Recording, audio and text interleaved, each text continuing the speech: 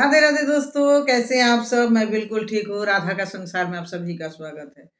दोस्तों, आ रहा है फाल्गुन मास के कृष्ण पक्ष के एकादशी व्रत। तो कब है फाल्गुन मास के कृष्ण पक्ष के एकादशी व्रत और कैसे करेंगे पूजा, ये व्रत का क्या नाम है, व्रत का महिमा क्या है, पारण समय क्या होगा, सब कुछ के विषय में डिटेल्स जानकारी हम देने वाले हैं इस वीडियो में।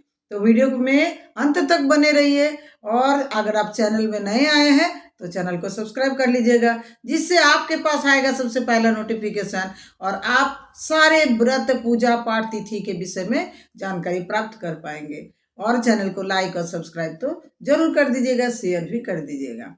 तो विजय एकादशी व्रत जो आ रहा है, चलिए आगे बताते हैं उसका डिटेल्स जानकारी। राधे राधे। विजय एकादशी व्रत का जो शुरुआत हो रहा है वो हो रहा है 12 फरवरी को। 12 फरवरी को विजय एकादशी व्रत का शुरुआत हो रहा है, माने प्रारंभ हो रहा है। तिथि का टाइम क्या है ना, जब विजय एकादशी व्रत का प्रारंभ हो रहा है तब दोपहर का समय 12:22 12:22 पर 2026 विजय एकादशी व्रत का शुरुआत हो रहा है बृहस्पतिवार के दिन। बृहस्पतिवार 12 फरवरी 2026 दोपहर 12:22 पर विजय एकादशी व्रत का शुरुआत हो रहा है और तिथि समाप्त हो रहा है 13 फरवरी शुक्रवार को। 13 फरवरी शुक्रवार 2026 को दोपहर 2:25 या 26, कोई पंजिका में 25, कोई पंजिका में 26, 2026 का 13 फरवरी दिन शुक्रवार दोपहर 2:25 पर इसका समापन हो रहा है। तो 12 फरवरी को शुरुआत हो रहा है तिथि का, 13 फरवरी को तिथि का अंत हो रहा है। सूर्योदय कब मिल रहा है तिथि को? 13 फरवरी को शुक्रवार के दिन। तो 13 फरवरी शुक्रवार के दिन तिथि का समापन हो रहा है और सूर्योदय तिथि मिल रहा है। तो इस हिसाब से हम लोग को एकादशी व्रत करना पड़ेगा कब? 13 फरवरी शुक्रवार के दिन। तो 2026 जो है विजया एकादशी व्रत, इस व्रत का नाम क्या है? विजया एकादशी व्रत। इस व्रत को करना होगा 13 फरवरी 2026 दिन शुक्रवार। तो आप लोग को ये तो क्लियर हो गया कब करना है। ये व्रत करना क्यों है, मतलब विजया एकादशी व्रत का महत्व क्या है, ये महिमा क्या है, इस व्रत का कौन किया था इस व्रत को? विजया एकादशी व्रत का महिमा ये है कि प्रभु श्री राम ने इस एकादशी व्रत को किए थे। क्यों किए थे? रावण से विजय पाने के लिए प्रभु श्री राम ने विजया एकादशी का व्रत किए थे। अर्थात ये एकादशी का व्रत का महत्व इतना ज्यादा है, अगर जीवन में कोई जगह में आपको सक्सेस नहीं मिल पा रहा है तो इस व्रत को करके आप प्रभु के चरणों में संकल्प कीजिए कि प्रभु मेरा इस मनोकामना है, मैं ये चीज पाना चाहता हूँ या चाहती हूँ, मुझे ये व्रत हम कर रहे हूँ, मुझे आप आशीर्वाद प्रदान कीजिए, आप मुझे सफलता प्राप्ति कराइए, मैं इस सफलता प्राप्ति के लिए इस व्रत को कर रहा हूँ या कर रही हूँ। तो ये विजय दिलाने वाला व्रत है, इसीलिए इस व्रत को बोला जाता है विजया एकादशी व्रत, जो प्रभु श्री राम ने किए थे रावण को मारने के लिए, रावण से विजय प्राप्ति करने के लिए। अब आता है व्रत को करना कैसा है। आप लोग जैसे जानते हैं कि एकादशी व्रत हमेशा 3 दिन का होता है, मतलब 3 दिन फास्टिंग नहीं, 3 दिन का नियम है। तो 12 फरवरी दोपहर को 12:22 पर शुरू हो रहा है। अगर हम लोग को उस दिन चावल खाना है तो 12:22 से पहले चावल ग्रहण कर लेना होगा। अगर आप खाने में लेट करते हैं तो उसके बाद आप आटा, मतलब रोटी, आटा, पराठा, पूरी ये सब बना के खाइए। चावल का बना हुआ सामान फिर नहीं खाइए। जब एकादशी तिथि शुरू हो जाता है तो चावल का बना हुआ सामान नहीं खाना चाहिए, भोजन नहीं करना चाहिए। और आप लोगों को शुद्ध सात्विक भोजन ही उस दिन ग्रहण करना है, बिना प्याज लहसुन का। अगर आपका घर में भोग सेवा है तो भोग लगाकर प्रसाद ही ग्रहण कीजिएगा। और उस दिन भी आप लोग को सुबह सुबह स्नान करना है और स्नान करके घर में ठाकुर जी का आराधना करना है और आराधना करने के बाद, पूजा करने के बाद आपको शुद्ध सात्विक भोजन बना के भगवान को भोग लगाना है। भोग लगा के वो एक बार ग्रहण करना चाहिए। लेकिन अगर आपका शरीर साथ नहीं देता है तो आप 2 बार भोजन ग्रहण कर सकते हैं। नियम है कि एक ही बार भोजन ग्रहण किया जाता और रात में माने फल दूध ये ग्रहण आप कर सकते हैं। तो लेकिन याद रखिएगा 12:22 पर शुरू हो रहा है, तो आपको अगर चावल खाना है तो 12:22 से पहले खा लेना होगा, अन्यथा आप गेहूं का आटा का कुछ भी सामान, दलिया उलिया कुछ भी बना के आप खा सकते हैं। 13 फरवरी को आपको फास्टिंग करना है। 13 फरवरी को सुबह में उठिए, उठ के घर के अपना सारा जो काम या आपका जो नित्य कर्म है उसको खत्म करने के बाद जल में गंगा जल मिला करके स्नान कीजिएगा। हर हर गंगे स्मरण करते हुए स्नान कीजिएगा तो आपको गंगा स्नान का फल मिलता है। और उसके बाद आप अपने शुद्ध वस्त्र पहनिए, हो सके तो पीला वस्त्र पहनिए, और पीला वस्त्र पहन के आपके घर के जो लक्ष्मी नारायण जी का विग्रह है या फोटो है, पीला एक चौकी बिछा, उसमें पीला आसन बिछाइए, विग्रह को स्थापन कीजिए। आप पहले से आसन रेडी है आपका, तो कुछ करने का जरूरत नहीं, उसी आसन में आप पूजा कीजिए। और आपको फूलों का हार पहनाना है।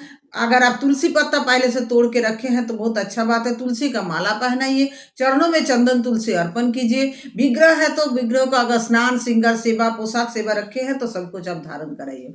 सब कुछ होने बाद आपका भोग का व्यवस्था करना है।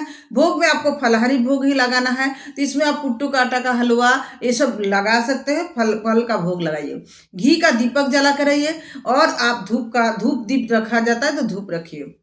हाथ में फूल, जल और सिक्का लेकर के आप मंत्र कीजिए संकल्प लेने के लिए, श्री विष्णु श्री विष्णु श्री विष्णु, मेरा नाम ये है, मेरा गोत्र ये है, मैं यहाँ रहता हूँ या रहती हूँ, मैं आज विजया एकादशी का व्रत कर रहा हूँ या कर रही हूँ, मैं ये फलाहारी, एक बार फलाहारी, 2 बार फलाहारी, जो भी आपका नियम है करके हम व्रत कर रहे हैं। भगवान मेरे व्रत को आप ग्रहण कीजिए और मुझे आशीर्वाद प्रदान कीजिए। विजया एकादशी का व्रत है तो आपका मन में अगर कोई चीज को पाने का संकल्प है, पाना चाहते हैं, जो आप बहुत दिन से कोशिश कर रहे हैं नहीं पा रहे हैं, तो उस व्रत के लिए आप उसको मन्नत भगवान के चरणों में अर्पण कीजिए।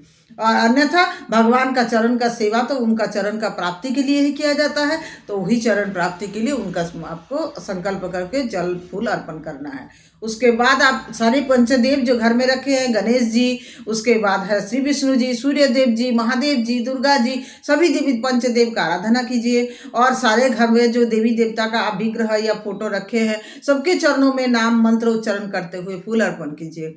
फूल अर्पण करने के बाद बहुत अच्छा से आप आरती कीजिए। अब आपको करना है कुछ देर तक नाम जप, कुछ ग्रंथ पठन, जैसे विष्णु सहस्त्र नाम, राधा कृपा कटाक्ष, कृष्ण कृपा कटाक्ष, भागवत ग्रंथ, सुंदरकांड, आपके घर में जो भी ग्रंथ आप रखे हैं या नित्य नैमित्तिक आप पढ़ते हैं, उस ग्रंथ का कुछ देर पढ़िए। सुबह का पूजा आप ऐसे समाप्त हो जाएगा। उसके बाद आपको 12 बजे के बाद कुछ फलाहारी आप ग्रहण कर सकते हैं, तो फलाहारी ग्रहण कर लीजिए।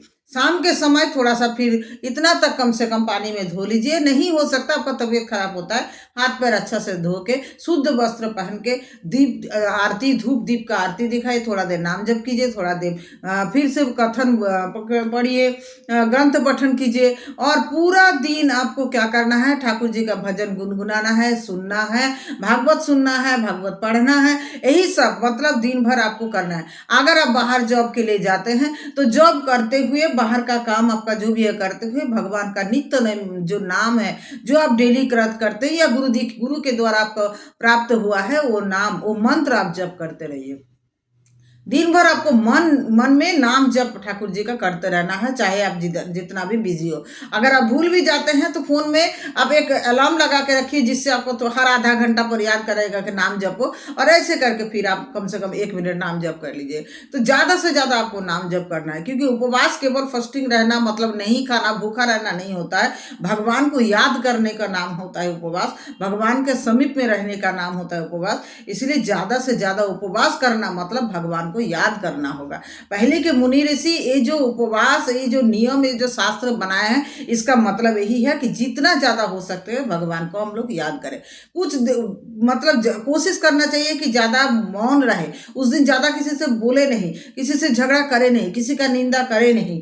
और जो एकादशी व्रत नहीं भी करते हैं, वो उस दिन चावल का, एकादशी के दिन चावल का तो भक्षण बिल्कुल नहीं करना है। मांस, मदिरा, प्याज, लहसुन, ये सब का भक्षण बिल्कुल नहीं करना है। ज्यादातर कोशिश करना है कि उस दिन ज्यादा कम बोले, क्योंकि ज्यादा बोलना ही झगड़ा का मेन होता है। तो ज्यादा बोले ही नहीं, किसी से मौन रहकर भगवान को ज्यादा से ज्यादा याद करें। ये हो गया आपका एकादशी व्रत आप कैसे करेंगे इसके विषय में। अब आता है पारण। पारण आपको करना होगा 14 फरवरी को, और पारण करने का समय क्या है? 14 फरवरी 2026 शनिवार के दिन, 14 फरवरी 2026 शनिवार के दिन 7:23 सुबह 7:23 से 9:21 के बीच में आपको पारण करना है। तो पारण समय क्या है? 7:23 से सुबह 7:23 से 9:21 तक 14 फरवरी को। ये हो गया आपका पारण का समय। तो पारण में भी आपको क्या करना है? सुबह जल्दी नहाना है, उसके बाद आपके घर के ठाकुर जी का मंदिर का साफ सफाई करके ठाकुर जी को भोग लगाना है। अगर आपसे हो सकता है तो आप चावल का खीर बना के भोग लगाइए, पूजा कीजिए। उसके बाद भगवान के जो भोग में तुलसी पत्ता अर्पण किए या चरणों में तुलसी पत्ता अर्पण करते हैं, तुलसी, वो लेकर के और थोड़ा सा चावल प्रसादी जो खीर बनाए वो लेकर के आप भोग ग्रहण कीजिए। नहीं हो सकता तो आपके घर में अगर पूरी जगन्नाथ धाम का महाप्रसाद है, वो लेकर के आप भोग ग्रहण करके आप पारण कर सकते हैं। वो भी नहीं संभव है तो आप जो भी ठाकुर जी को सुबह में भोग लगाते हैं, क्योंकि पारण के पहले तो आप नहाएंगे ही और भोग लगाएंगे, तो वही भोग खा करके आप जो है पारण कीजिए। लेकिन पारण में नियम है कि चावल ही ग्रहण करना जरूरी है। पारण में चावल ही ग्रहण किया जाता है। तो आपको ऐसे करके एकादशी का व्रत करना है, जो है विजया एकादशी व्रत। इस व्रत का क्या और महिमा है, इस व्रत के कथा क्या है, इसके विषय में एक अलग वीडियो आएगा, क्योंकि वीडियो नहीं तो बहुत लंबा हो जाएगा। आप लोग को बार बार विनती है, अगर मेरे चैनल में आप लोग नए आए हैं तो जरूर चैनल को सब्सक्राइब कर लीजिएगा, लाइक शेयर जरूर कीजिएगा, ऐसे ही अच्छे अच्छे वीडियो पाने के लिए। आप लोगों का एक लाइक, एक कमेंट मेरे जीवन में उत्साह से भर देता है, मेरे जीवन को उत्साह से भर देता है, और नया नया वीडियो बनाने का प्रेरणा मिलता है मुझे। तो राधे राधे, खुश रहिए, प्रसन्न रहिए, आनंदित रहिए। हरि बोल, हरे कृष्ण, जय श्री कृष्ण, राधे राधे।